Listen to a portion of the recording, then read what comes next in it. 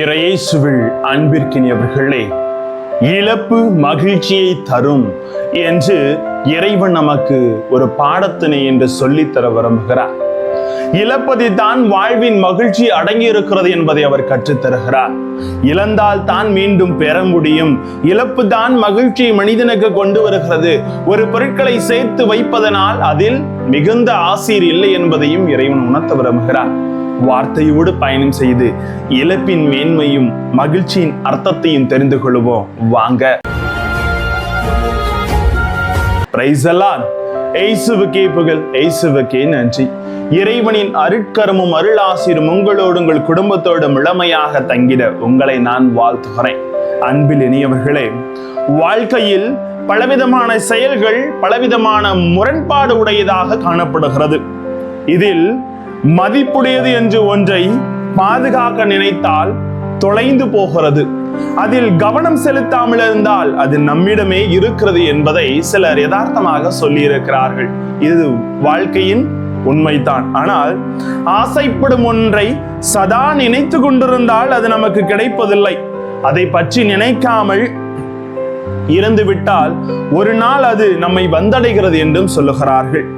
அருமையாக இறைவன் இன்று மகிழ்ச்சி என்பது பட்டாம்பூச்சி போல், அதை அடைய பின் சென்றால் அது ஓடிவிடுவது. பட்டாம்பூச்சியை நீங்க பிடிக்கணும் பின்னாடி போயிட்டே இருங்களேன், ஓடிக்கிட்டே இருக்கும்.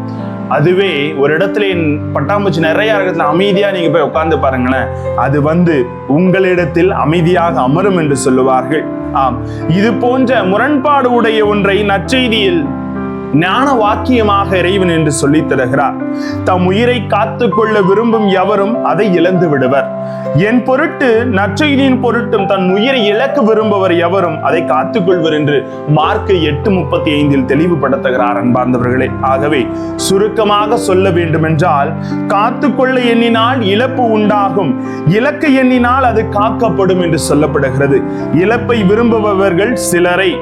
வாழ்வின் உண்மை என்னவென்றால், யாரெல்லாம் இழக்க விரும்பி இழந்தார்களோ அவர்களே மிகுந்த மகிழ்ச்சியோடு வாழ்ந்தவர்களாக பார்க்கப்படுகிறார்கள். அன்பார்ந்தவர்களே, எனவே பிறப்பால் அதிகமாக நினைவு கூறப்படுபவர்களாக இருக்கிறார்கள். இதில் தலை சிறந்தவர்கள் பிறருக்காக தங்கள் உயிரையை இழப்பவர்களாக இருப்பார்கள். அதைத்தான் கடவுள் நமக்கு இன்று அறிக்கையிடுகிறார். ஆகவே சிலுவையின் உயிரை இழந்த தம் ஆண்டவர் இயேசு கிறிஸ்து இன்று வரை மறக்க முடியாத நமது வாழ்விலை புதுப்பித்து நமது வாழ்வை வழிநடத்துகிறவராக பார்க்கப்படுகிறார். அவரை தொடர்ந்து உயிரை இழந்த ஒவ்வொரு மறைசாட்சிகளும் நம் கிறிஸ்துவ மரபில் மறக்க முடியாத புனிதர்களாக, தியாகிகளாக இன்று திகழப்படுகிறார்கள். ஆங்கிலத்தில் சொல்லுவார்கள் இல்லையா, நோ பெயின் நோ கெயின் என்ற சொல்லை நாம் முழுமையாக அறிந்திருக்கிறோம். உன்னதமான எதையும் அடைய சிலவற்றை விட்டு கொடுக்க, தியாகம் செய்ய தயாராக இருக்க வேண்டும் என்பதை இம்மொழி நமக்கு உணர்த்துகிறது. அன்பார்ந்தவர்களே, இருப்பதை இழப்பதிலிருந்து வலிக்கிறது என்று சொல்லுவார்கள். வலியை அனுபவிக்காமல் ஒன்றை நாம் இழந்துவிட முடியாது. வலி தரும் வேதனையின் பலன் தான் பின்பு கிடைக்க போகும் லாபத்தின் மகிழ்ச்சி என்பதை நாம் அனைவரும் உணர்ந்து கொள்ள வேண்டும். ஒரு கோப்பையில் இருக்கும் ஒன்றை வெளியே ஊற்றினால் தான் இன்னொன்றை அதில் நிரப்ப முடியும் என்பதை நாம் அறிந்ததே. வாழ்வு என்னும் கோப்பையும் அப்படித்தான். ஒரு விஷயத்தை காலி செய்யாமல் இன்னொன்றை பெற்றுக்கொள்ள முடியாது. இது வாழ்வின் முரண்பாடு அல்ல, மாறாக வாழ்வின் உன்னதமான விசித்திரம், விந்தை, வியப்பு என்பதை நாம் அறிந்து கொள்ள முடியும். ஒரு எம்டி ஸ்பேஸா இருந்தா அதை நிரப்பிடலாம். ஆனா ஏற்கனவே ஒரு பொருள் ஒன்றுல இருந்துச்சுன்னா அதை வெளியேற்றி தான் இன்னொன்றை நிரப்ப முடியும். இதுதான் வாழ்க்கையின் யதார்த்தம்.